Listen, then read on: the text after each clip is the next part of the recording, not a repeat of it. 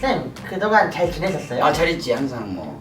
오늘은 제가 주 52시간에 대해서 그렇지. 궁금해서 왔어요. 그렇지. 쌤이 처음에 사회에 나갔을 때는 얼마나 일을 했어요? 기억에 10년 전, 그러니까 쌤이 한 55세 때까지는 거의 한 2, 30년 동안은 일요일 날도 나와서 근무를 했어요. 그러면 주 7일 근무를 한 거예요? 주 7일 근무를 한 거예요. 그러면 하루에 몇 시간 정도 근무를 했어요? 하루에 보통 아침에 쌤 같은 경우는 주로 언론사에 있었기 때문에 아침에 한 8시부터 밤에 한 7, 8시까지 하루에 한 거의 10시간, 11시간씩 일을 했죠. 근데 요즘 젊은이들을 보면 적게 일을 하고 여가 시간이 많아졌는데 기성세대가 보기에는 어떻게 생각하세요? 쌤 같은 경우는 기생세대지만 당연하다고 근로시간을 많이 하는 건 좋지 않다고 봐요. 아, 그래요? 무조건 자리를 때우는 시간을 늘려서 하는 것보다 짧은 시간에 집중적으로 일하는 52시간이 쌤은 찬성을 해요. 쌤이 생각하는 그 근로시간이라는 거는 우리 한국은 이 선진국에 비해서 근로시간과 노는 시간이 구분이 없어요.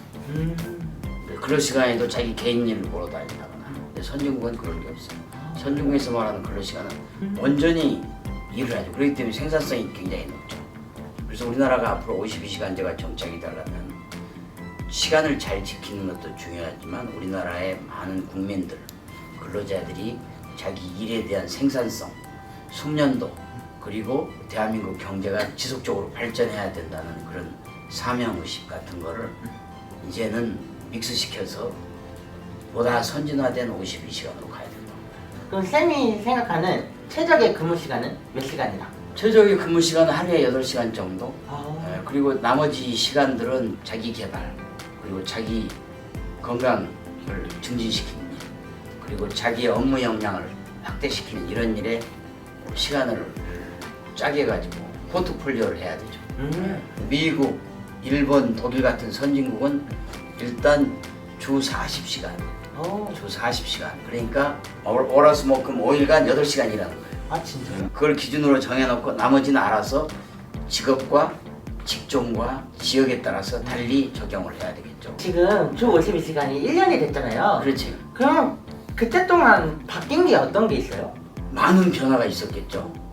예를 들자면 이제는 우리 대한민국 국민들이 근로자들이 이제는 여가를 즐길 수 있는 마음의 여유를 갖게 된 건 아주 저는 환영할 일이라고 생각해요. 왜냐하면 충분한 휴식이 있어야 생산성도 높아지고 그야말로 창의성이 발휘됩니다.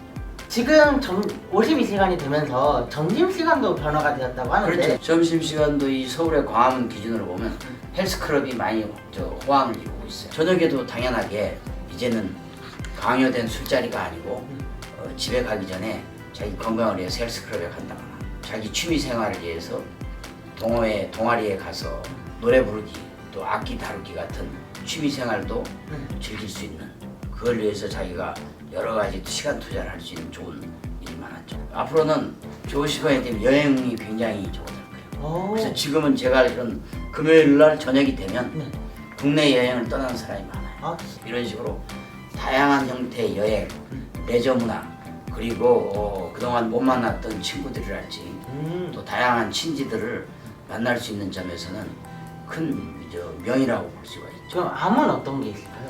주 50시간이 밝은 점도 있지만 나쁜 점도 있잖아요.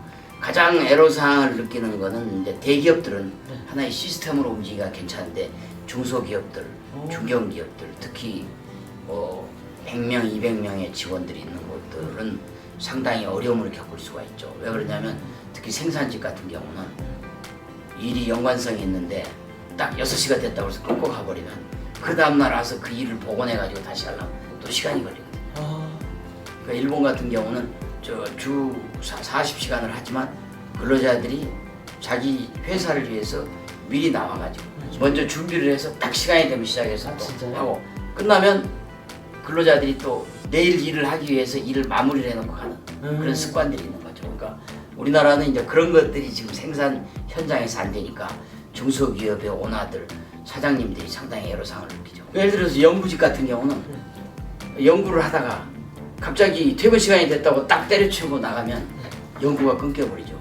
연구는 연속성으로 되는 건데 그걸 끊겨버리기 때문에 우리나라 연구직에는 52년을 적용하기가 어렵다고 이야기죠. 무엇보다도 지금 우리나라가 전 세계 AI 4차 산업, 빅데이터 열풍에 호응하기 위해서는 많은 젊은이들이 미국처럼 실리콘밸리에서 스타트업을 하듯이 스타트업으로 성공을 해야 되는데 거기에 50시간을 적용하게 되면 대한민국의 미래는 없는 거죠. 아, 네. 그리고 또 예술가들 화가들이 그림을 그리다가 또 디자이너들이 작업을 하다가 52시간이 됐으니까 그런 부분에 하는 영감을 가지고 하는 건데 그렇죠. 딱 6시에 끝나면 영감이 끊기면 다시 영감을 해보가는데 또 시간이 그렇죠. 며칠이 걸릴 수도 있는데 그러한 일 때문에 이 암적인 부분은 국가가 대한민국 정부가 획일적으로 52시간을 규정하면 안 되고 생산직과 일반 기업처럼 주 52시간을 악용해온 게 많은 직종은 준수를 관리 감독해야 되겠지만 지금 창의적인 직종이에요. 연구직, 스타트업, 예술가, 크리에이터, 또 방송, 언론 이런 쪽은 일의 시간이 아니고 일의 성과를 가지고 나가는 직종들은 52시간에 규정 이꼬르 암적인 어두운 부분이 많기 때문에 그런 부분은 제거해줘야 밝은 쪽으로 갈 수 있다 이렇게 생각합니다. 호이는 지금 대학교 1학년이잖아요. 그쵸. 이번에 주 52시간 여기에 대해서 우리가 토크쇼를 하면서 나름대로 연구를 했는데 그 소감은 어때요? 52시간은 어떤 생각이 들어요? 저도 이제 곧 사회에 나갈 텐데 그렇지. 이런 52시간이 되면서 앞으로 여가 시간을 어떻게 보내야 될지를 다시 한번 지금 생각해보는 계기가 된 것 같습니다. 그렇죠. 오늘 아주 호이하고 유익한 얘기를 나눴어요. 저도 너무 좋았어요. 그래요.